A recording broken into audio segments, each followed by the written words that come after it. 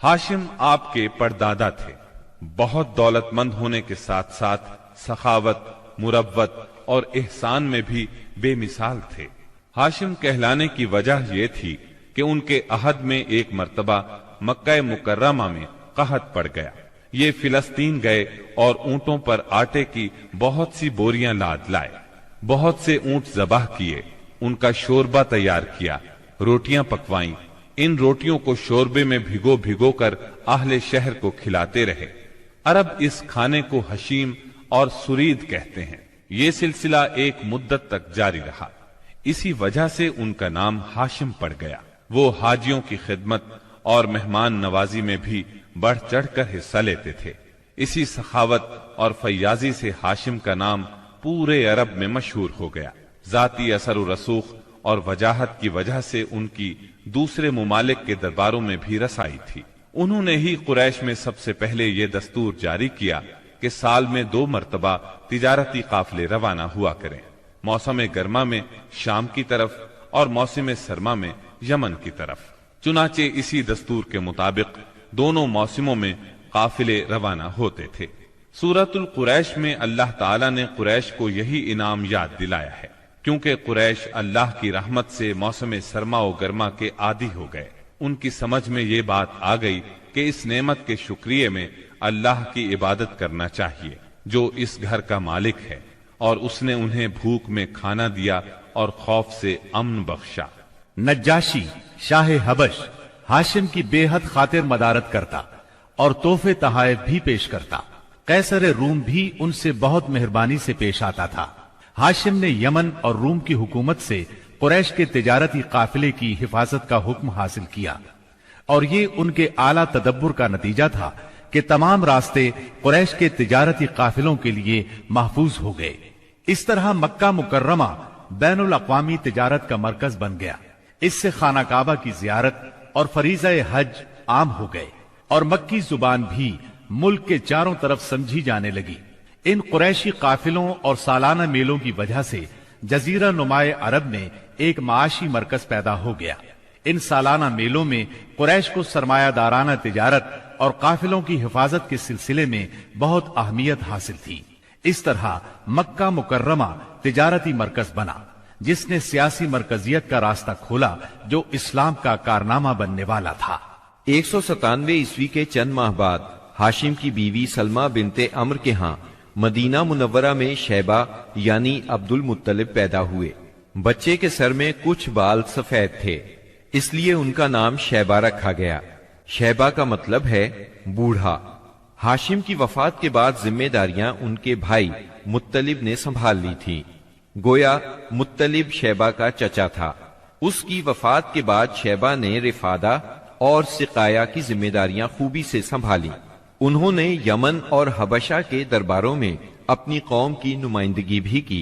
उनकी मिल्कियत में एक कुदरती चश्मा भी था। एक दिन ख्वाब में उन्हें इशारा मिला कि फुला जगह खोदकर गायब शुदा जमजम का कुआं बरामद करें।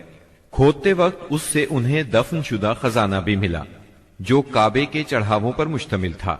अब्दुल मुत्तलिब को जमजम की मिल्कियत के लिए बहुत दुश्वारियां पेश आईं, मगर अहले शहर अमन पसंद थे।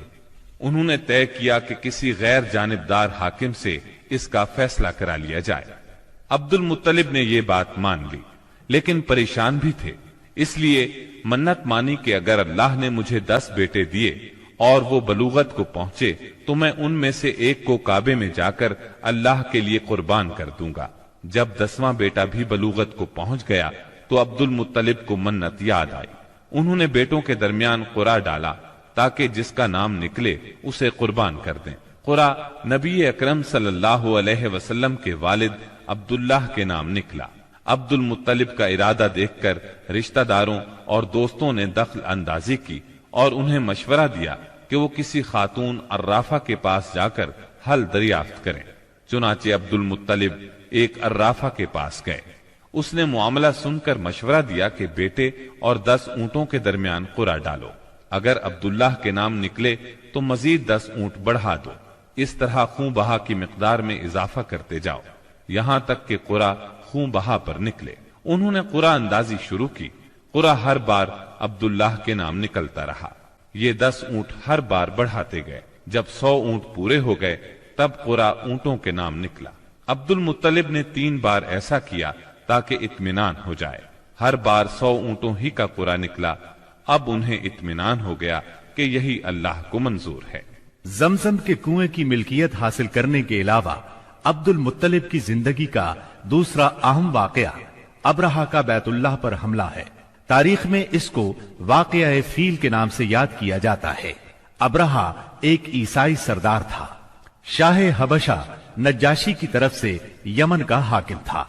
اس نے دیکھا کہ اہل عرب حج کے لیے مکہ مکرمہ جاتے ہیں اور خانہ کعبہ کا طواف کرتے ہیں، تو اس نے عیسائی مذہب کے نام پر یمن کے شہر صنعاء میں ایک عالیشان گرجا بنوایا۔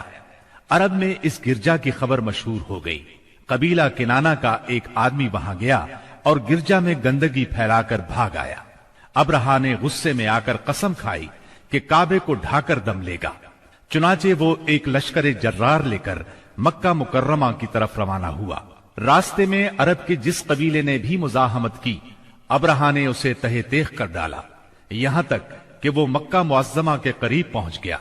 وہاں کے لوگوں کو اپنے ارادے سے خبردار کرنے کے لیے اس نے اہل مکہ کے جانور پکڑ لیے۔ ان جانوروں میں عبد المطلب کے 200 اونٹ بھی تھے۔ عبد المطلب کو ابرہہ کی چڑھائی کی خبر ملی تو وہ خانہ کعبہ کی دیواروں سے لپٹ گئے اور رو پڑے۔ اللہ سے اپنے گھر کی حفاظت کی دعا کی۔ قریش کے چند سرداروں کو لے کر ابرہہ سے ملنے کے لیے گئے اور اس سے اپنے اونٹوں کی واپسی کا مطالبہ کیا۔ ابرہہ ان کی بات سن کر حیران ہوا اور بولا، تم نے اپنے اونٹوں کی واپسی کی تو بات کی، کعبے کے متعلق ایک لفظ بھی نہیں کہا۔ میں تو یہاں کعبے کو ڈھانے کے لیے آیا ہوں۔ عبد المطلب نے جواب دیا، اونٹ میری ملکیت ہیں، اس لیے ان کی رہائی کے لیے چلا آیا۔ کعبے کا مالک اللہ ہے جو اپنے گھر کو بچانے کی پوری طاقت رکھتا ہے۔ ابرہہ نے ان اونٹوں کی واپسی کا حکم دے دیا۔ یہ اپنے اونٹ لے کر مکہ معظمہ واپس آ گئے۔ 60-70 ہزار کا لشکر تھا اور اس میں 9 یا 13 ہاتھی تھے۔ اس لشکر نے آخر مکے پر چڑھائی کی۔ لشکر مکے کے نزدیک پہنچا تو محمود نامی ہاتھی نے مکے میں داخل ہونے سے انکار کر دیا اور وہیں بیٹھ گیا۔ ایسے میں اچانک باہر قلزم کی طرف سے پرندوں کا ٹڈی دل نظر آیا۔ ان کے پنجوں اور چونچوں میں کنکریاں تھیں۔ جن سپاہیوں پر وہ کنکریاں پڑتی ان کے اعضاء کٹنا شروع ہو جاتے۔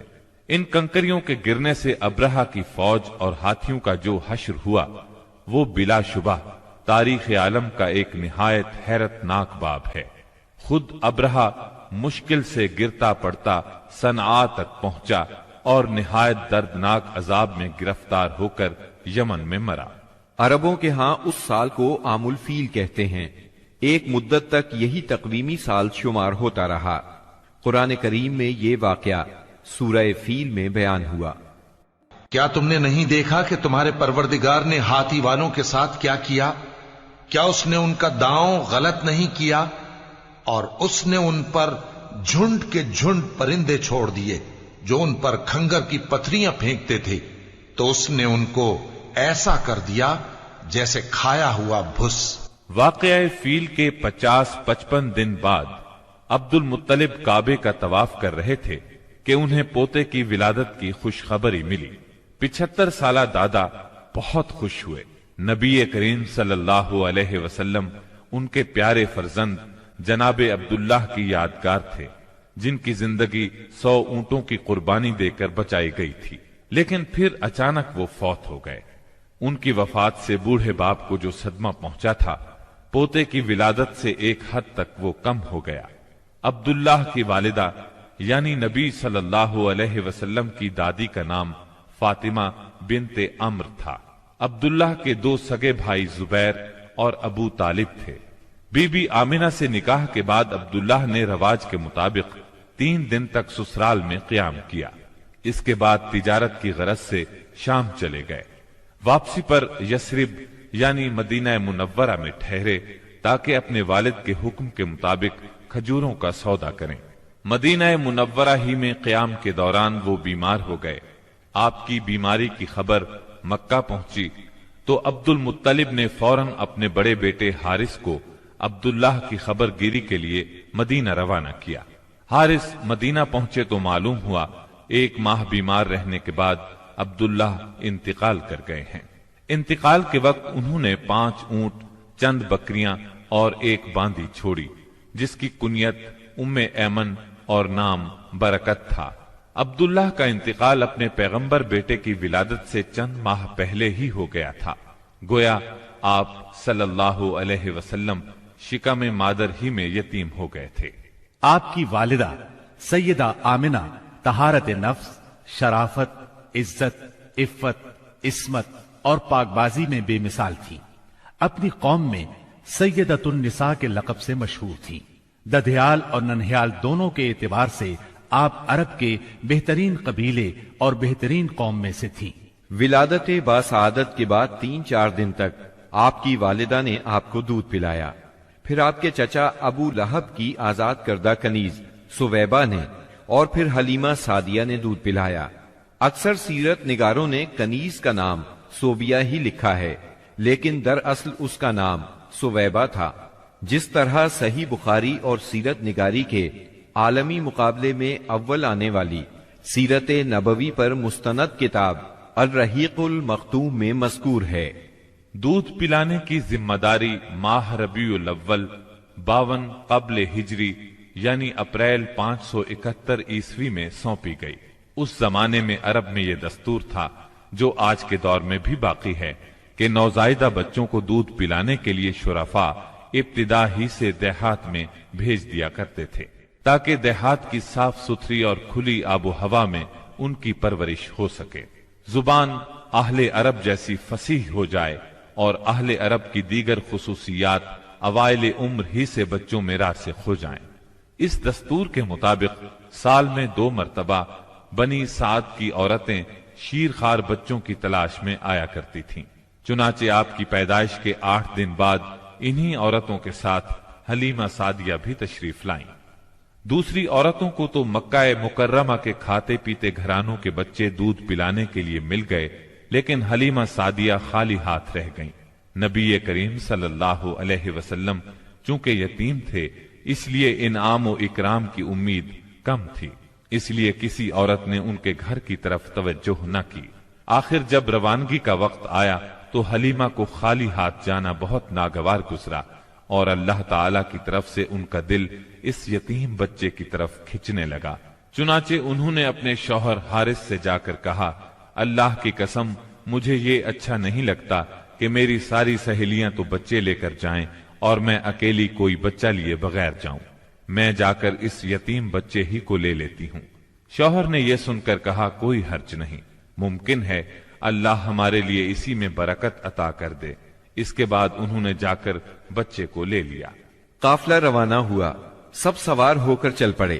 حلیمہ سعدیہ بھی آپ کو لے کر چلی۔ حلیمہ کی اونٹنی دبلی پتلی، دیکھنے میں مریل اور چلنے میں سب سے سست رفتار تھی، لیکن جو ہی حلیمہ سعدیہ آپ کو لے کر اس پر سوار ہوئیں، یکا یک وہ برق رفتار ہو گئی۔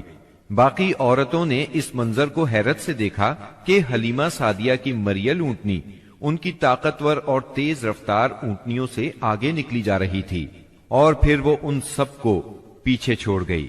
یہ تبدیلی دوسری عورتوں کے لیے کسی معجزے سے کم نہیں تھی۔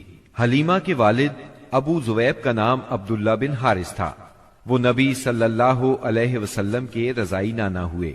حلیمہ کے شوہر کا نام حارث بن عبد العزا تھا، یہ دونوں ہی قبیلہ سعد بنی بکر بن حوازن سے تعلق رکھتے تھے۔ اسی طرح حارث کے بچے آپ کے رضائی بھائی بہن ہوئے۔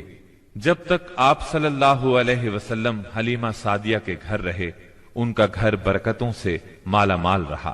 حلیمہ بیان کرتی ہیں کہ وہ جب آئی تھیں تو قحط سالی کا دور تھا۔ ان کے پاس ایک گدھی تھی جو اس قدر دبلی پتلی اور مریل تھی کہ پورے قافلے میں سب سے سست اور مریل چال چلتی تھی۔ ایک اونٹنی بھی تھی مگر وہ قطرہ دودھ کا نہیں دیتی تھی۔ حلیمہ کا اپنا بچہ بھوک سے بے قرار ہو کر بلکتا رہتا تھا، خود سوتا نہ ماں باپ کو سونے دیتا، مگر جب وہ آپ کو لے کر اپنے گھر آئیں اور آپ کو گود میں لیا تو سینہ دودھ سے بھر گیا، یہاں تک کہ آپ نے پیٹ بھر کر دودھ پیا اور آپ صلی اللہ علیہ وسلم کے ساتھ حلیمہ کے بیٹے نے بھی خوب دودھ پیا، پھر دونوں آرام کی نیند سو گئے۔ اس رات حلیمہ کا بچہ بالکل نہ رویا۔ ادھر شوہر اونٹنی کے پاس گیا تو کیا دیکھتا ہے، تھن سے دودھ ابلا چاہتا ہے، چنانچہ وہ دودھ دوہنے لگا۔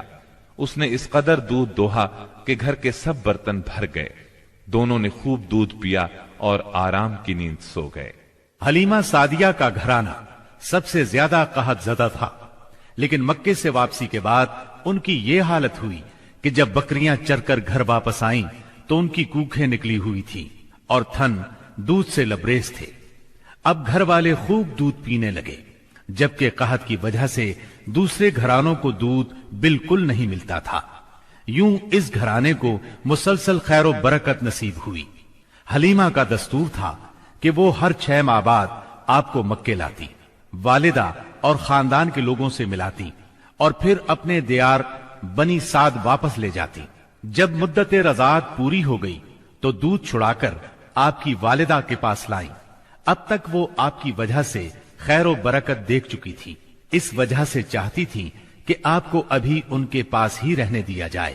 چنانچہ انہوں نے آپ کی والدہ سے کہا، کیوں نہ آپ بچے کو ابھی میرے پاس ہی رہنے دیں تاکہ یہ اور مضبوط ہو جائے، مجھے مکے کی وبا سے ڈر لگتا ہے۔ والدہ اس پر راضی ہو گئیں اور حلیمہ آپ کو لے کر خوش خوش اپنے گھر آ گئیں۔ اس طرح آپ قریباً 2 برس تک وہیں رہے۔ پھر آپ کے سینہ مبارک کو چاک کرنے کا واقعہ پیش آیا۔ اس واقعے سے خوفزدہ ہو کر حلیمہ اور ان کے شوہر نے آپ کو آپ کی والدہ آمنہ کے حوالے کر دیا۔ انس بن مالک رضی اللہ عنہ بیان کرتے ہیں، آپ بچوں کے ساتھ کھیل رہے تھے کہ جبریل علیہ السلام تشریف لائے، آپ کو لٹا کر سینہ چاک کر دیا، پھر آپ کا دل نکالا اور اس میں سے ایک لوتھڑا نکال کر فرمایا، یہ تم سے شیطان کا حصہ ہے۔ پھر دل کو سونے کے تشت میں زمزم کے پانی سے دھویا اور واپس سینہ مبارک میں رکھ دیا۔ ادھر بچے دوڑ کر حلیمہ سعدیہ کے پاس آئے اور کہنے لگے، محمد کو قتل کر دیا گیا۔ وہ لوگ فوراً آپ کے پاس پہنچے، دیکھا کہ رنگ اترا ہوا ہے۔ سیدنا انس کا بیان ہے کہ میں نبی اکرم صلی اللہ علیہ وسلم کے سینے پر سلائی کا نشان دیکھا کرتا تھا۔ اس واقعے کے بعد آپ کو مکے پہنچا دیا گیا اور آپ نے اپنی ماں کے سایہ محبت میں اپنے خاندان کے اندر کوئی 2 برس گزارے۔ پھر والدہ، دادا اور ام ایمن کے ساتھ مدینہ منورہ کا سفر کیا، جہاں آپ کے والد کی قبر بھی تھی اور دادا کا ننھیال بھی تھا۔ آپ مدینے میں 1 ماہ رہ کر واپس ہوئے تو راستے میں آپ کی والدہ بیمار ہو گئیں اور مقام ابوا پہنچ کر انتقال کر گئیں۔ انا للہ و انا الیہ راجعون، انہیں وہیں دفن کیا گیا۔ اب بوڑھے عبد المطلب آپ کو لیے مکے پہنچے۔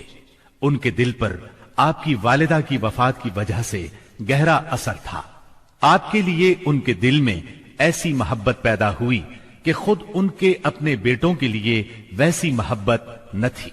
وہ آپ کی بہت قدر کرتے، اپنی اولاد سے بڑھ کر چاہتے، خوب اکرام کرتے، اپنے لیے تیار کرائے گئے خاص فرش پر انہیں بٹھاتے، اس فرش پر کسی اور کو نہ بیٹھنے دیتے، پیٹھ پر ہاتھ پھیرتے، آپ کی نقل و حرکت دیکھ کر خوش ہوتے۔ انہیں یقین تھا کہ مستقبل میں آپ کی نرالی شان ہونے والی ہے، لیکن ابھی آپ کی عمر 8 برس 2 مہینے کی ہوئی تھی کہ عبد المطلب بھی انتقال کر گئے۔ اب آپ کے چچا ابو طالب نے آپ کی کفالت کا بیڑا اٹھایا۔ یہ آپ کے والد کے سگے بھائی تھے، انہوں نے بھی آپ سے خاص رحمت اور شفقت برتی۔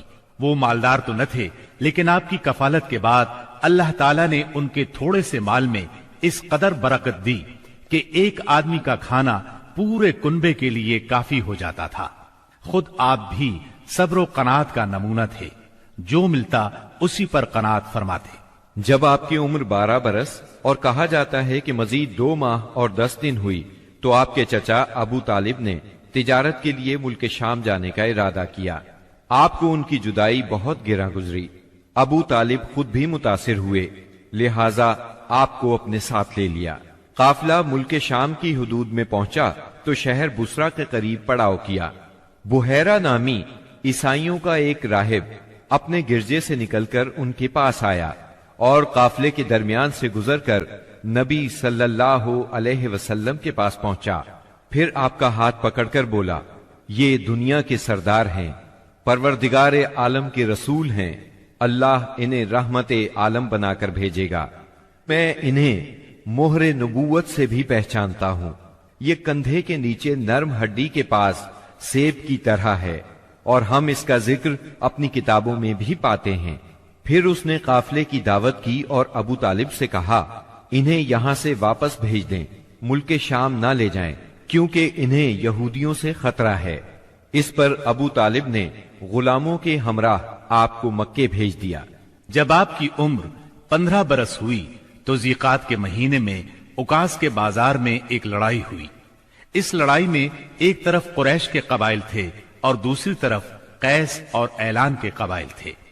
دونوں میں گھمسان کا رن پڑا.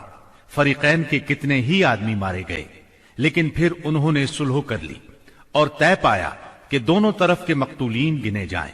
جدھر زیادہ ہوں ادھر والے زائد مقتولین کا خون بہا لے لیں. اس کے بعد جنگ ختم ہو گئی اور باہمی دشمنی کو ختم کر دیا گیا. اس جنگ میں نبی کریم صلی اللہ علیہ وسلم بھی شریک تھے، لیکن آپ نے لڑائی میں براہ راست حصہ نہیں لیا. اپنے چچاؤں کو تیر تھماتے تھے. اس جنگ کا نام جنگ فجار ہے. یہ نام اس لیے مشہور ہوا کہ اس میں حرام مہینے کی حرمت پامال کی گئی. فجار نام کے واقعات 4 بار پیش آئے. ہر سال ایک واقعہ پیش آتا رہا. جنگ فجار والا واقعہ آخری تھا. اس سے پہلے کے 3 واقعات میں ہلکے پھلکے جھگڑے ہوئے. شدید لڑائی صرف اسی چوتھے واقعے میں ہوئی. اس جنگ کے بعد ذیقعد ہی کے مہینے میں 5 قبائل کے درمیان ایک عہد نامہ طے پایا. اس عہد نامے کو حلف الفضول کہا جاتا ہے. ان قبائل کے نام یہ ہیں: بنو ہاشم، بنو مطلب، بنو اسد، بنی عبد العزا، بنو زہرہ اور بنو تیم. اس کی وجہ یہ ہوئی کہ یمن کا ایک آدمی اپنا سامان تجارت لے کر مکے آیا. عاص بن وائل نے اس سے وہ مال خرید لیا، لیکن قیمت ادا نہ کی. اس نے بنو عبد الدار، بنو مخزوم، بنو سہم اور بنو عدی سے فریاد کی، لیکن انہوں نے کوئی توجہ نہ دی. چنانچہ اس نے ابو قبیس کے پہاڑ پر چڑھ کر چند اشعار پڑھے، جن میں اپنی مظلومیت کا نقشہ کھینچا اور آواز لگائی کہ کوئی تو اس کا حق دلانے کے لیے اس کی مدد کرے. اس پر زبیر بن عبد المطلب نے دوڑ دھوپ کی، لہٰذا اس قبیلے کے افراد بنو تیم کے سردار عبداللہ بن جدعان کے گھر میں جمع ہوئے اور آپس میں عہد و پیمان کیا کہ مکے میں جو بھی مظلوم نظر آئے، خواہ مکے کا رہنے والا ہو یا کسی اور جگہ کا، یہ سب اس کی حمایت میں اٹھ کھڑے ہوں گے. انہوں نے عاص بن وائل سے بھی اس کا حق لے کر اس کے حوالے کیا. اس عہد و پیمان میں آپ بھی اپنے چچاؤں کے ساتھ تھے. نبوت سے سرفراز ہونے کے بعد آپ فرمایا کرتے تھے، میں عبداللہ بن جدعان کے مکان پر ایک ایسے معاہدے میں شریک ہوا کہ مجھے اس کے بدلے سرخ اونٹ بھی پسند نہیں، اور اگر میں اس کے لیے اسلام کے دور میں بلایا جاتا تو ضرور جاتا. نبی اکرم صلی اللہ علیہ وسلم یتیم پیدا ہوئے اور اپنے دادا پھر چچا کی کفالت میں رہے. والد سے وراثت میں جو کچھ ملا تھا اس سے کچھ نہیں ہو سکتا تھا. چنانچہ جو ہی آپ ہلکے پھلکے کام کرنے کے لائق ہوئے، اپنے رضائی بھائیوں کے ساتھ دیار بنی سعد میں بکریاں چرانے لگے. پھر جب مکہ معظمہ آئے تو وہاں بھی چند قیرات کے عوض اہل مکہ کی بکریاں چرائیں. قیرات 1 دینار کا 20واں یا 24واں حصہ ہوتا ہے، جس کی قیمت اس زمانے میں بمشکل 80-90 روپے سمجھ لیں. کم عمری میں بکریاں چرانا انبیاء کی سنت ہے. ایک بار عہد نبوت میں آپ نے فرمایا، کوئی بھی نبی نہیں گزرا مگر اس نے بکریاں ضرور چرائیں. پھر جب آپ جوان ہو گئے تو تجارت شروع کی. بعض روایات کی روح سے آپ صائب بن ابی صائب کے ساتھ مل کر تجارت کرتے تھے. آپ تجارت میں بہترین ساتھی تھے. لین دین کے معاملے میں لڑتے جھگڑتے تھے، نہ بحث کرتے تھے. تمام معاملات میں آپ حد درجے امانت دار، سچے اور پرہیزگار مشہور تھے. زندگی کے سبھی میدانوں میں آپ کا یہی طریقہ تھا. اسی بنا پر آپ کا لقب ہی امین مشہور ہو گیا تھا. ان تمام وجوہات کی بنا پر آپ کی شہرت سن کر سیدہ خدیجہ نے آپ کو تجارت کے لیے اپنے مال کی پیشکش کی۔ وہ عزت اور مال دونوں لحاظ سے قریش کی ایک معزز خاتون تھی۔ لوگوں کو اجرت دے کر اپنا مال تجارت کے لیے بھیجا کرتی تھی۔ اس پیشکش کے ساتھ انہوں نے یہ بھی کہا کہ وہ آپ کو سب سے اچھی اجرت دیں گی۔ چنانچہ آپ نے ان کے غلام میسرہ کے ساتھ شام کا سفر کیا، وہاں خرید و فروخت کی۔ اس خرید و فروخت میں بہت زیادہ نفع ہوا، اس قدر برکت ہوئی کہ پہلے کبھی اتنا منافع نہیں ہوا تھا۔ شام سے آپ مکہ واپس آئے اور سیدہ کی امانت انہیں سونپی۔ سیدہ خدیجہ نے امانت اور برکت کا یہ حال دیکھا تو حیرت زدہ رہ گئیں۔ ادھر میسرہ نے بھی آپ کی باتیں انہیں بتائیں۔ تب سیدہ نے محسوس کر لیا کہ انہیں ان کی مراد مل گئی ہے، چنانچہ انہوں نے آپ سے اپنی سہیلی کے ذریعے سے شادی کی خواہش ظاہر کی۔ انہوں نے سیدہ خدیجہ کے چچا عمرو بن اسد کو پیغام بھیجا۔ اس طرح بات طے ہوئی۔ نکاح کا خطبہ ابو طالب نے پڑھا، اس میں اللہ کی حمد و ثنا کی، پھر آپ کے فضل و شرف کا ذکر کیا۔ اس کے بعد ایجاب و قبول کے الفاظ کہے اور مہر بیان کیا۔ یہ ملک شام کے سفر سے واپسی کے 2 مہینے اور چند دن بعد کی بات ہے۔ اس وقت آپ کی عمر 25 سال تھی اور سیدہ خدیجہ کی عمر 40 سال تھی۔ سیدہ خدیجہ کی شادی پہلے عتیق بن عائز مخزومی سے ہوئی تھی۔ وہ انتقال کر گیا تو ابو حالہ تیمی سے ہوئی، اس سے ایک بچہ بھی ہوا، مگر پھر ابو حالہ بھی فوت ہو گیا۔ اس کے بعد بڑے بڑے سرداران قریش نے شادی کا پیغام دیا، مگر سیدہ خدیجہ راضی نہ ہوئیں، یہاں تک کہ اللہ تعالی نے انہیں آپ کی طرف مائل کر دیا، اور اس طرح سیدہ کو آپ صلی اللہ علیہ وسلم کی زوجیت کا شرف حاصل ہوا۔ سیدہ خدیجہ نبی صلی اللہ علیہ وسلم کی پہلی بیوی تھی۔ ان کے جیتے جی آپ نے کسی اور سے شادی نہ کی۔ آپ کی تمام اولاد بھی انہی سے ہوئی، صرف ابراہیم ماریا قبطیہ سے ہوئے۔ آپ کی اولاد کے نام یہ ہیں: پہلے قاسم پیدا ہوئے، پھر زینب، پھر رقیہ، پھر ام کلثوم، پھر فاطمہ، پھر عبداللہ۔ بعض مورخوں نے تعداد اولاد اور اولاد کی ترتیب اس سے مختلف بھی لکھی ہے۔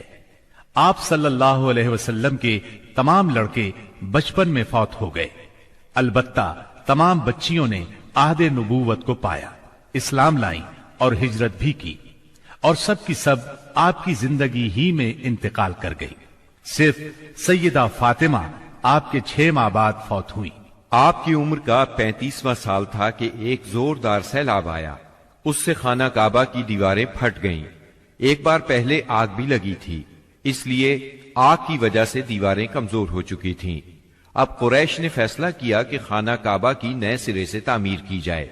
اس موقع پر انہوں نے فیصلہ کیا کہ اس تعمیر میں صرف حلال مال ہی خرچ کریں گے، چنانچہ رنڈی کی اجرت، سود کی دولت اور کسی کا ناحق لیا ہوا مال اس میں استعمال نہیں کریں گے۔ انہیں خانہ کعبہ گراتے ہوئے ڈر بھی لگ رہا تھا کہ کہیں اللہ کا عذاب نہ ٹوٹ پڑے۔ آخر کار ولید بن مغیرہ نے یہ کہہ کر ڈھانا شروع کر دیا کہ اللہ مصلحین کو ہلاک نہیں کرتا۔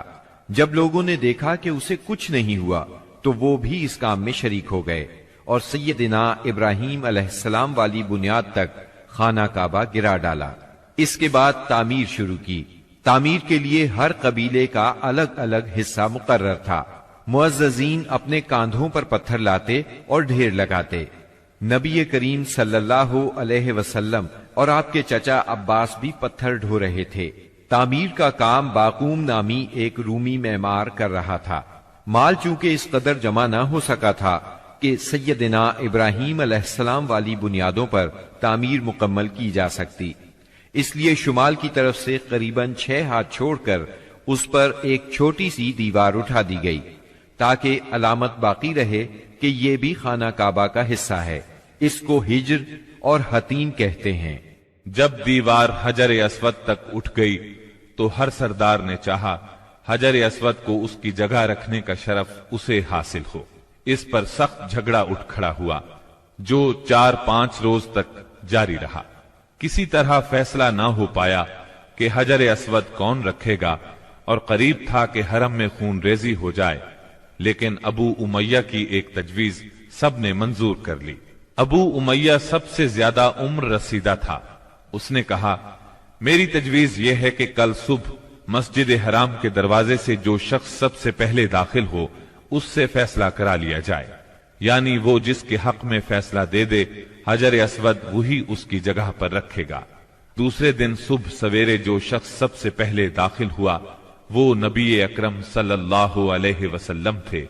قریش آپ کو دیکھتے ہی بول پڑے، هذا الامین رضینا هذا محمد، یہ تو محمد ہیں جو کہ امین ہیں، ہم ان سے راضی ہیں۔ پھر آپ ان کے نزدیک پہنچے تو آپ کو تفصیل سنائی گئی۔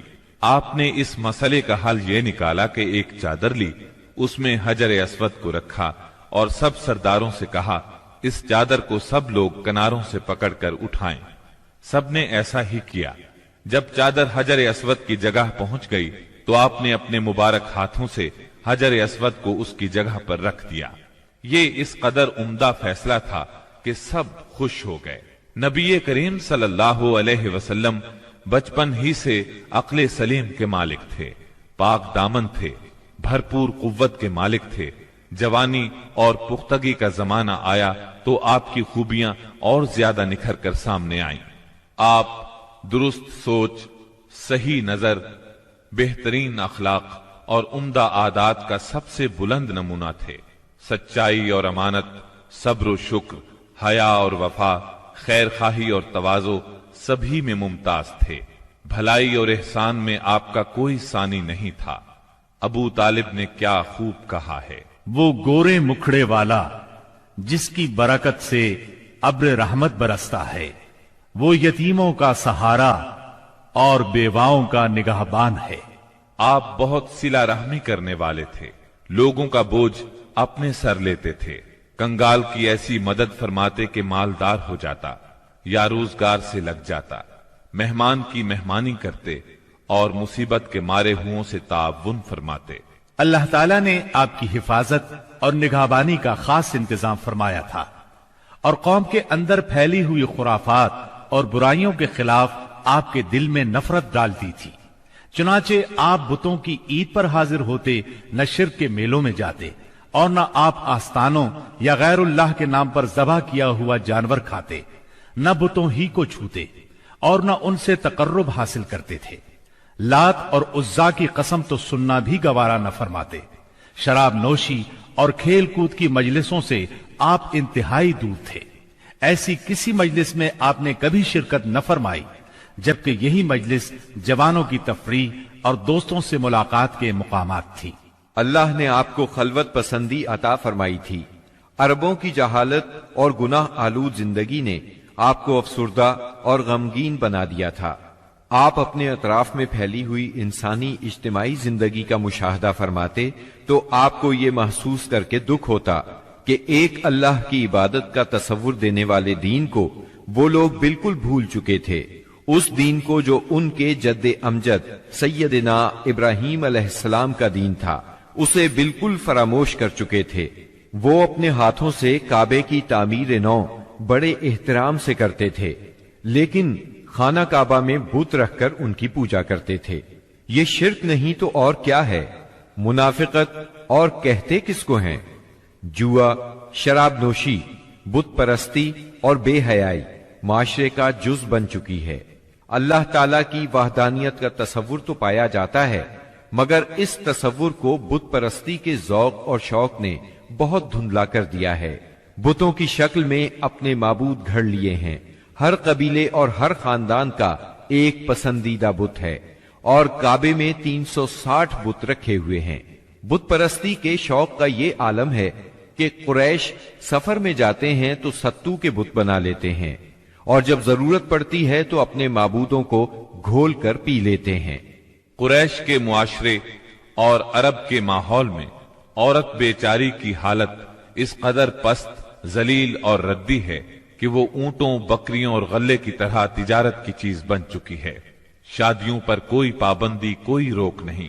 ایک مرد جتنی عورتوں سے چاہے شادی کر سکتا ہے، اور دوسری طرف عورت بھی जितने मर्दों को पसंद करे उनसे ताल्लुक पैदा कर सकती है। चोरी छुपे आशनाई से लेकर खुली बेहयाई तक हर बुराई की जाती है। पस्ती और गिरावट की इंतहा है कि मनकूला और मौरूसी जायदाद की तरह बाप की बीवियां भी बेटे को वर्षे में मिलती हैं और वो अपनी हकीकी मां के सिवा अपनी सुतेली माओं से शादी करने में किसी किस्म की आर महसूस नहीं करता। इस बेहयाई के साथ अरबों में एक शदीद मुजरिमाना किस्म की गैरत भी पाई जाती है। वो ये कि हमारी लड़कियां किसी को ब्याह ही न जाएं, कोई मर्द हमारा दामाद न बने। संग दिली की हद तक इस गैर फित्री गैरत के सबब लड़कियां जिंदा दफन की जाती हैं और इस इंतहा दर्जे की बेरहमी पर उल्टा फख्र किया जाता है। आका को गुलामों की मौत और जिंदगी पर पूरा मालिकाना इख्तियार हासिल है। मुल्क में कोई मरकजियत नहीं पाई जाती। हर कबीला अपने एक सरदार के मातहत खुद मुख्तार बना बैठा है। इस चीज ने कबाइल को शदीद किस्म की रकाबतों में मुब्तला कर दिया है। जरा जरा सी बात पर तलवारें नियाम से बाहर आ जाती हैं और बड़ी खौफनाक जंगें होती हैं जिनका सिलसिला कई पुश्तों तक जारी रहता है। आने वाली नस्लें अपने असलाफ और आबाओ अजदाद के खून का इंतकाम लेती हैं। घुड़दौड़ में घोड़ा दौड़ाने पर झगड़ा, खेतों में बकरियां चराने पर लड़ाई और चश्मों से पानी भरने पर खूंरेजी करते हैं। अपने दुश्मनों को कत्ल करके उनकी खोपड़ियों में शराब पीते हैं। अरब कौम जाहिल है, लिखना पढ़ना नहीं जानती, मगर इन्हें अपनी शायरी और जुबानदानी पर इतना घमंड और गुरूर है कि सारी दुनिया को अपनी फसाहत और शायरी के मुकाबले में गुंगा ख्याल करते हैं। तवहुम परस्ती इंतहा को पहुंची हुई है। जरा जरा सी बात पर फाल निकालते हैं, पांसे फेंकते हैं। हर तरफ कहानत का जोर है। काहिनों से अपनी तकदीर और मुस्तकबिल के बारे में पूछते हैं। अरब के बाशिंदे उस आदमी को काबिल इज्जत और शरीफ समझते हैं जिसके पास बहुत ज्यादा ऊंट, बकरियां और खजूर के बागात हों, बहुत सी दौलत हो, गुलाम हो, कनीजें हों। नेकी, परहेजगारी और शराफत का तसव्वुर ही उनके जहनों से निकल चुका है। यही वो दौर है जिसको दौरे जहालत कहा जाता है। अरब के मुआशरे की बुराइयों ने उनकी फितरी सलाहियतों को दबा दिया है। मसलन शुजाअत, हुर्रियत, आहद की पाबंदी, मेहमान नवाजी, जफाकशी, फसाहत और जुबानदानी, खुद एतमादी और किसी की मदद के बगैर अपनी हिफाजत खुद करने का जज्बा। इन तमाम खूबियों से अरब आशना हैं, लेकिन इनकी ये खुसूसियात सही रहनुमाई न होने की वजह से गलत राहों पर पड़ गई थी और उनका बेजा इस्तेमाल हो रहा था। मुल्क में बाज ऐसे कबाइल भी पाए जाते थे जो खाना बदोश थे। जहां पानी का चश्मा, सब्जा और खजूरों के झुंड नजर आए वहीं डेरे डाल दिए और जब यहां से जी उकता गया तो अपना मुख्तसर सा सामान ऊंटों पर लाद कर वहां से चल दिए। ये थे अरब के अफसोसनाक हालात, लेकिन ये यहां तक महदूद नहीं थे। उस जमाने में दुनिया के गोशे गोशे में ऐसी ही पस्ती पाई जाती थी। कहीं आग की पूजा होती थी, कहीं मोहब्बत और नफरत के देवताओं के आगे सर झुकाए जाते थे। गरज अल्लाह ताला के सिवा उसकी सारी मखलूक की इबादत हो रही थी। हद यह है कि सांप, दरख्त और बंदर तक माबूद बने हुए थे। पत्थर, जानवर, चांद, सूरज और सितारे, यहां तक कि जमीन पर रेंगने वाले कीड़ों तक की परस्तिश ने सारी दुनिया को शिर्क का गढ़ बना दिया था। हर तरफ जहालत का अंधेरा और शिर्क व कुफ्र की तारीकियां छाई हुई थीं। उन सब में सिरात मुस्तकीम गुम होकर रह गया था। अहले अरब की हालत इजार पर कुड़ने के अलावा आप अपनी खलवत व तन्हाई में जिंदगी और कायनात के राजों पर भी गौर व फिक्र किया करते थे और सोचा करते थे कि जिंदगी क्या है, कायनात क्या है, ये चांद, सूरज, सितारे क्यों कर बने, कायनात क्यों तख्लीक की गई, किसने की, जिंदगी का ज़ुहूर कब हुआ, कैसे हुआ। ये वो दिन थे जब आप तन्हाई में गौर व फिक्र की जरूरत के साथ साथ इबादत को भी लाजिमी समझते थे। इबादत आपकी रूह की जरूरत थी, लिहाजा आप रमजान भर गारे हिरा में क़याम फरमाते, आने जाने वाले मिस्कीनों को खाना खिलाते और बकिया औकात अल्लाह ताला की इबादत में गुजार देते। गारे हिरा मक्का मुकर्रमा के मशरिक में खाना काबा से कोई 3 मील दूर जबल उन नूर की चोटी पर वाक़ है। खलवत और गोशाए तन्हाई की तलाश में आप غار हिरा पहुंचे। ये चूंकि काबा के सामने था और वहां कामिल तन्हाई और यकसुई थी, इसीलिए आपको बहुत पसंद आया। रमजान का महीना और पीर का दिन था। आप गारे हिरा के अंदर जिक्र इलाही और इबादत में मशगूल थे कि यकायक जिब्रील अलैहिस्सलाम नाजिल हुए और आपको वही और नबुव्वत से नवाजा। सैयदा आयशा रजी अल्लाह अन्हा फरमाती हैं, रसूलुल्लाह सल्लल्लाहु अलैहि वसल्लम पर वही का आगाज नींद में अच्छे ख्वाब से हुआ। आप जो ख्वाब देखते वो सफेदाए सहर की तरह नमूदार होता। फिर आपको तन्हाई पसंद आने लगी, चुनाचे आप गारे हिरा में खलवत फरमाने लगे और कई कई रात घर आए बगैर इबादत करते और इस अरसे के लिए तोशा भी साथ ले जाते। फिर सैयदा खदीजा रजी अल्लाह अन्हा के पास तशरीफ लाते और उतनी मुद्दत के लिए फिर तोशा ले जाते, यहां तक कि आप गारे हिरा में थे कि आपके पास हक आ गया, यानी फरिश्ता आपके पास आया और कहा इकरा, यानी पढ़िए। आपने फरमाया मैं पढ़ना नहीं जानता। रसूलुल्लाह सल्लल्लाहु अलैहि वसल्लम फरमाते हैं कि इस पर उसने मुझे पकड़ लिया और इस जोर से दबोचा कि मुझे चूर कर डाला और फिर मुझे छोड़कर कहा इकरा, यानी पढ़िए। मैंने फिर कहा मैं पढ़ना नहीं जानता। उसने फिर मुझे पकड़कर दबोचा और चूर कर डाला, फिर छोड़कर कहा इकरा, पढ़िए। मैंने फिर कहा मैं पढ़ा हुआ नहीं हूं। अब उसने तीसरी बार दबोचा और कहा पढ़, अपने उस परवरदिगार के नाम से जिसने पैदा किया, इंसान को लोथड़े से पैदा किया। पढ़, तेरा रब बड़ा करीम है, जिसने कलम के जरिए से इल्म दिया, इंसान को वो बात सिखाई जिसे वो जानता न था। अब आपने ये आयात पढ़ दी, फिर आप इन आयात को लेकर वापस आए। आपका दिल कांप रहा था। आपने सैयदा खदीजा रजी अल्लाह अन्हा के पास पहुंचकर फरमाया, मुझे चादर ओढ़ा दो, मुझे चादर ओढ़ा दो। उन्होंने चादर ओढ़ा दी, यहां तक कि दहशत जाती रही। फिर आपने सैयदा खदीजा को वाकया सुनाया और फरमाया, मुझे अपनी जान का खौफ है।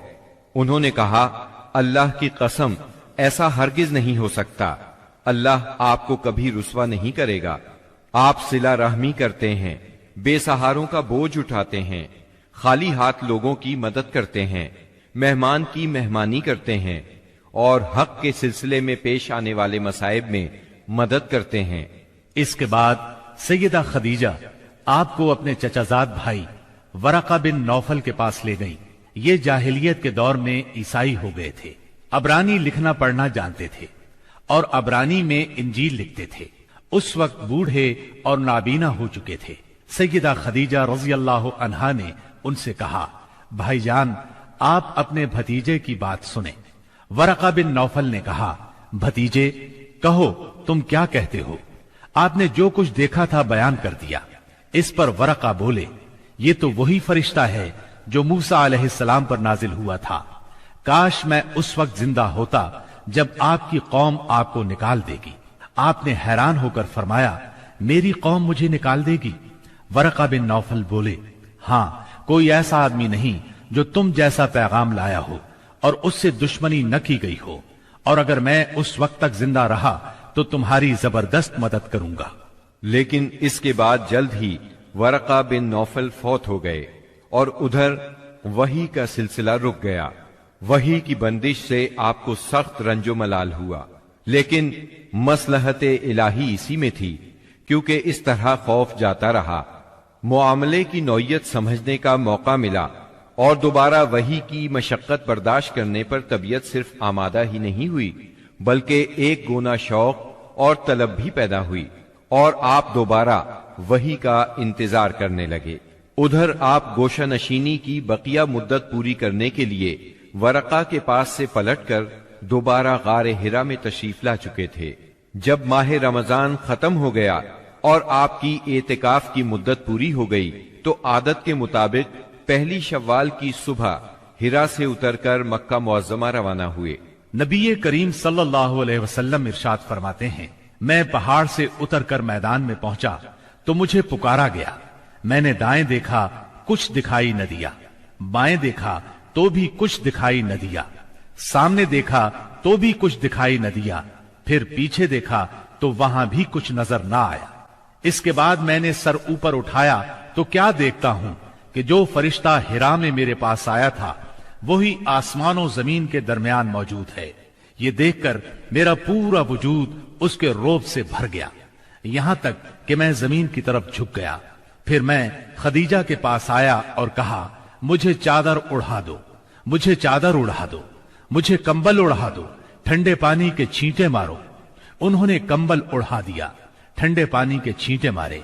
फिर ये आयात नाजिल हुई, ऐ कंबल पोश उठ और लोगों को उनकी बदअमली के नताइज से डरा, अपने रब की बड़ाई बयान कर और अपने कपड़े पाक रख और गंदगी से अलग थलग रह। बेसत नबवी के इब्तिदाई 3 बरसों में आप चुपके चुपके तबलीग करते रहे। इस दौरान में सैयदना अरकम रजी अल्लाह अन्हु का घर इस्लामी तहरीक का मरकज बना। ये घर कोहे सफा के दामन में वाक़े था। नमाजें घरों के अंदर और पहाड़ों की घाटियों में पढ़ी जाती रहीं। इस तबलीग के जरिए से चराग जलता रहा। आपने सबसे पहले उन लोगों को तबलीग फरमाई जिनके आपके साथ ताल्लुकात थे। आपको अपने इन करीबी साथियों की तरफ से मायूसी का सामना नहीं करना पड़ा। औरतों में आपकी ज़ौजा सैयदा खदीजा रजी अल्लाह अन्हा, गुलामों में जैद बिन हारिसा रजी अल्लाह अन्हो, मर्दों में सैयदना अबू बकर सिद्दीक रजी अल्लाह अन्हो और लड़कों में सैयदना अली रजी अल्लाह अन्हो ने सबसे पहले इस्लाम कबूल किया। खुफिया दावत व तबलीग का यह सिलसिला करीबन 3 साल तक जारी रहा। इस अरसे में जिन हजरात ने इस्लाम कबूल किया उनके नाम ये हैं: बिलाल बिन रबाह, उस्मान बिन अफ़्फ़ान, जुबैर बिन Awwam, Abdurrahman bin of, Talha bin Ubaidullah, Saad bin Abi वक्कास, अम्र bin अम्बसा, Khalid bin Saad bin us, Ammar bin Yasir, Khabbab बिन अरत, अबू उबैदा बिन जर्राह, सईद बिन जैद, जाफर बिन अबी तालिब, अब्दुल्लाह बिन मसऊद, अबू सलमा, उस्मान बिन मज़ऊन, सुहैब रूमी और अरकम रजी अल्लाह अन्हुम। मजमूई तौर पर करीबन 40 अफराद ने इस्लाम कबूल किया। इन हजरात को अस्साबिकून अल अव्वलून कहा गया। इस खामोश तबलीग के नतीजे में 40 अफराद ने इस्लाम कबूल किया। इस तरह इस्लाम की बुनियाद मजबूत हो गई। तब अल्लाह का हुक्म आया, ए कंबल लपेट कर लेटने वाले, उठो और खबरदार करो, अपने रब की बड़ाई का ऐलान करो। ये सूरह मुद्दसिर की पहली 2 आयात का तर्जुमा है। इनमें नबी सल्लल्लाहु अलैहि वसल्लम को इस अजीम और जलील काम के लिए उठने और नींद की चादर पोशी और बिस्तर की गर्मी से निकलकर जिहाद, कोशिश और मशक्कत के मैदान में आने के लिए कहा गया। ऐ चादर पोश उठ और डरा। गोया कहा जा रहा है, जिसे अपने लिए जीना है वो तो राहत की जिंदगी गुजार सकता है, लेकिन आप जो इस जबरदस्त बोझ को उठा रहे हैं तो आपको नींद से क्या ताल्लुक, आपको राहत से क्या सरोकार, आपको गर्म बिस्तर से क्या मतलब, पुरसुकून जिंदगी से क्या निस्बत, राहत बख्श साजो सामान से क्या वास्ता। आप उठ जाइए उस अजीम काम के लिए जो आपका मुंतजिर है, उस भारी बोझ के लिए जो आपके लिए तैयार है। उठ जाइए जिद्दोजहद और मशक्कत के लिए, तकान और मेहनत के लिए उठ जाइए कि अब नींद और राहत का वक्त गुजर चुका। अब आज से मुसलसल बेदारी है, तवील और मशक्कत से लबरेज जिहाद है। उठ जाइए उस काम के लिए मुस्तैद और तैयार हो जाइए। ये बड़ा अजीम और पुरहैबत हुक्म है। इसने नबी सल्लल्लाहु अलैहि वसल्लम को पुरसुकून घर, गर्म आगोश और नर्म बिस्तर से खींचकर तुंद तूफानों और तेज झकड़ों के दरमियान इंतहाई गहरे समंदर में ला खड़ा किया। लोगों के जमीर और जिंदगी के हकायक की कशाकशी के दरमियान पहुंचा दिया। फिर रसूलुल्लाह सल्लल्लाहु अलैहि वसल्लम उठ गए और करीबन 20 साल तक उठे रहे। आपने अपना चैन, सुकून और आराम छोड़ दिया। जिंदगी अपने लिए ना रही, आहलो अयाल की ना रही। आप उठे तो फिर उठे ही रहे। کام اللہ کی طرف دعوت دینا تھا۔ آپ نے یہ کمر توڑ بار گراں اپنے کندھوں پر کسی دباؤ کے بغیر اٹھا لیا۔ یہ بوجھ تھا، اس روئے زمین پر امانت کبریٰ کا بوجھ، ساری انسانیت کا بوجھ، سارے عقیدے کا بوجھ، میدانوں میں جہاد اور دفاع کا بوجھ۔ آپ نے 20 سال سے زیادہ عرصے تک مسلسل اور ہمہ گیر مارکا آرائی میں زندگی بسر کی، اور اس پورے عرصے میں جب سے آپ نے وہ آسمانی ندا اللہ کی آواز سنی اور یہ بھاری ذمہ داری پائی، آپ کو کوئی ایک حالت کسی دوسری حالت سے غافل نہ کر سکی۔ اللہ آپ کو ہماری طرف سے اور ساری انسانیت کی طرف سے بہترین اجر عطا فرمائے، آمین۔ پھر اللہ تعالی نے آپ کو حکم دیا، اے نبی، جس بات کا آپ کو حکم دیا گیا ہے اس کا صاف صاف اعلان کر دیجئے اور مشرکین سے رخ پھیر لیجئے، اور سب سے پہلے اپنے قریبی رشتہ داروں کو کفر اور شرک سے ڈرائیے، اور جو ایمان لے آئے اور آپ کی پیروی کرے اس کے ساتھ نرمی اور شفقت کا معاملہ فرمائیے۔ جب آپ کو عام دعوت دینے کا حکم دیا گیا اور یہ ہدایت نازل ہوئی کہ آپ اپنے قریب ترین عزیزوں کو سب سے پہلے اللہ کے عذاب سے ڈرائیں، تو آپ نے صبح سویرے کوہ صفا پر چڑھ کر بلند آواز سے پکارا، یا صباحا۔ عرب میں یہ صدا وہ شخص لگاتا تھا جو صبح کے جھٹپٹے میں کسی دشمن کو اپنے قبیلے پر حملہ کرنے کے لیے آتے دیکھ لیتا تھا۔ آپ کی یہ آواز سن کر لوگوں نے پوچھا، یہ کون پکار رہا ہے؟ بتایا گیا، یہ محمد کی آواز ہے۔ اس پر قریش کے تمام خاندانوں کے لوگ آپ کی طرف دوڑ پڑے۔ جو خود آ سکتا تھا وہ خود آیا، جو نہیں آ سکتا تھا اس نے اپنی طرف سے کسی کو بھیج دیا۔ جب سب لوگ جمع ہو گئے تو آپ نے قریش کے ایک ایک خاندان کا نام لے لے کر پکارا، اے بنی ہاشم، اے بنی عبد المطلب، اے بنی فہر، اگر میں تمہیں یہ بتاؤں کہ اس پہاڑ کے پیچھے ایک لشکر تم پر حملہ کرنے کے لیے تیار ہے تو کیا تم میری بات کو سچ مانو گے؟ کیونکہ میں ایسی جگہ کھڑا ہوں جہاں سے میں ادھر بھی دیکھ رہا ہوں اور ادھر بھی۔ سب نے یک زبان ہو کر کہا، ہم آپ کی بات فوراً مان لیں گے، ہم نے کبھی آپ کو جھوٹا نہیں پایا، ہم نے ہمیشہ آپ کو سچا ہی پایا ہے۔ تب آپ نے فرمایا، میں تمہیں ایک سخت عذاب سے پہلے خبردار کرنے کے لیے بھیجا گیا ہوں۔ آپ کا چچا ابو لہب بھی اس مجمع میں موجود تھا۔ وہ آپ کا خطاب سن کر سخت برہم ہوا، کہنے لگا، ستیہ ناس جائے تیرا، کیا اس لیے تو نے ہمیں جمع کیا ہے؟ ایک روایت میں یہ بھی ہے کہ اس نے پتھر اٹھایا تاکہ آپ کو کھینچ مارے۔ اس طرح مکے میں اعلانیہ تبلیغ کی ابتدا ہوئی، لوگ مسلمان ہونے لگے۔ مسلمان ہونے والوں میں زیادہ تر نوجوان لوگ تھے۔ اس طرح ان کے بڑوں کو بہت دکھ ہوا کہ ہماری اجازت اور مرضی کے بغیر یہ کیوں پرانے قومی دین سے پھر گئے۔ ان لوگوں نے اپنے نو عمر رشتہ داروں کو طرح طرح سے اذیتیں دی، مارا پیٹا، بیڑیاں لگا کر قید کیا، چھت کے بغیر کمروں میں بند کیا، تپتی ریت پر ننگے بدن لٹایا، مگر یہ تمام اذیتیں بے اثر رہیں۔ ان لوگوں میں آزاد مرد اور عورتیں بھی تھیں، لونڈی اور غلام بھی تھے۔ لونڈیوں اور غلاموں کو ان کے آقاؤں نے شدید تکالیف پہنچائیں۔ اسی طرح موالی بھی تھے، یعنی غیر قبیلوں کے عرب، جو اہل مکہ میں کسی ایک کے ساتھ کسی معاہدے کے ذریعے سے موالی بن گئے تھے، مطلب یہ کہ ان کے حلیف بن گئے تھے۔ ان میں سے ایک سیدنا عمار بن یاسر رضی اللہ عنہ کا خاندان بھی تھا۔ ان کے خاندان کو خاص طور پر ظلم کا نشانہ بنایا گیا۔ سیدنا یاسر رضی اللہ عنہ پر اتنا ظلم ڈھایا گیا کہ وہ شہید ہو گئے۔ سیدہ سمیہ رضی اللہ عنہا جو سیدنا عمار کی والدہ تھیں، انہیں ابو جہل نے نیزہ مار کر شہید کر دیا۔ یہ اسلام میں پہلی شہید خاتون ہیں۔ جلد ہی قرآن کریم میں بت پرستی کے خلاف سخت آیات نازل ہوئیں۔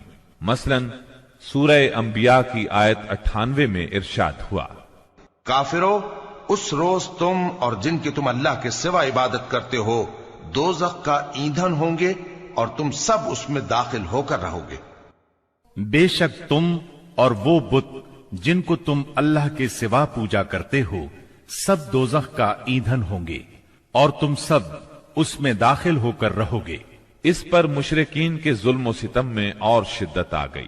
آپ کی ذات کے خلاف اور اسلام کے حلقے میں داخل ہونے والوں کے خلاف تیزی آ گئی۔ خاص طور پر ابو جہل اور ابو لہب نے انسانیت کی حدود پھلانگ ڈالی۔ علانیہ تبلیغ کے بعد نبی صلی اللہ علیہ وسلم نے حرم میں اس طریقے سے نماز شروع کر دی جو اللہ تعالی نے آپ کو سکھایا تھا، اور یہی وہ چیز تھی جس سے قریش نے پہلی مرتبہ محسوس کیا کہ آپ کسی نئے دین کے دعوے دار ہیں۔ اس پر ابو جہل کی جاہلیت اور بھڑک اٹھی۔ اس نے آپ کو دھمکانا شروع کر دیا۔ آپ سے سخت لہجے میں کہا، حرم میں اس طریقے سے عبادت نہ کریں۔ پھر ابو جہل نے قریش کے لوگوں سے پوچھا، کیا محمد تمہارے سامنے زمین پر اس طرح اپنا منہ ٹکاتے ہیں؟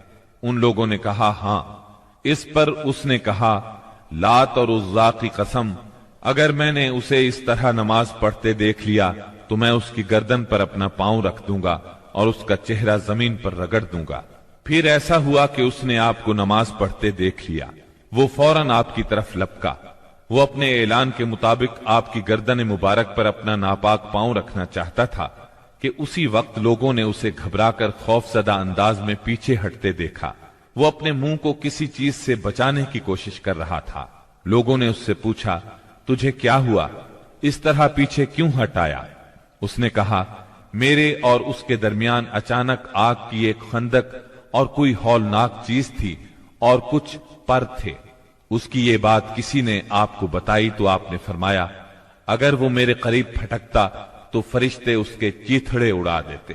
سیدنا ابن عباس رضی اللہ عنہ سے روایت ہے کہ رسول اللہ صلی اللہ علیہ وسلم مقام ابراہیم پر نماز پڑھ رہے تھے۔ ایسے میں ابو جہل کا ادھر سے گزر ہوا۔ اس نے کہا، اے محمد، کیا ہم نے تمہیں اس سے منع نہیں کیا تھا؟ یہ کہہ کر وہ آپ کو دھمکیاں دینے لگا۔ جواب میں آپ نے بھی اسے سختی سے جھڑک دیا۔ اس پر اس نے کہا، اے محمد، تم کس بل پر مجھے ڈراتے ہو؟ اللہ کی قسم، اس وادی میں میرے حمایتی سب سے زیادہ ہیں۔ ایک دن کسی جگہ اونٹ ذبح کیا گیا۔ ابو جہل نے عقبہ بن ابی معیط کو بھیجا کہ جا کر اوجھڑی اٹھا لائے، اور جب آپ سجدے میں جائیں تو اس کو آپ کی پیٹھ پر رکھتے۔ اس نے ایسا ہی کیا۔ وہ اس قدر وزنی تھی کہ آپ سجدے سے سر نہ اٹھا سکے۔ سیدہ فاطمہ رضی اللہ عنہا اس وقت بچی تھیں۔ انہیں اطلاع ملی تو وہ دوڑی آئیں اور اس غلیظ بوجھ کو آپ کی کمر مبارک سے اتارا۔ سیدنا عمرو بن عاص چشمدید واقعہ بیان کرتے ہیں۔ ایک روز نبی اکرم صلی اللہ علیہ وسلم خانہ کعبہ میں نماز پڑھ رہے تھے۔ عقبہ بن ابی معیط آیا۔ اس نے اپنی چادر کو لپیٹ دے کر آپ کی گردن مبارک میں ڈال دیا اور بل دینے لگا۔ جب اس نے بل پر بل دیے تو آپ کی گردن مبارک بھنج گئی۔ آپ اسی طرح اطمینان قلب سے سجدے میں پڑے رہے۔ اتنے میں سیدنا ابو بکر صدیق رضی اللہ عنہ وہاں پہنچ گئے۔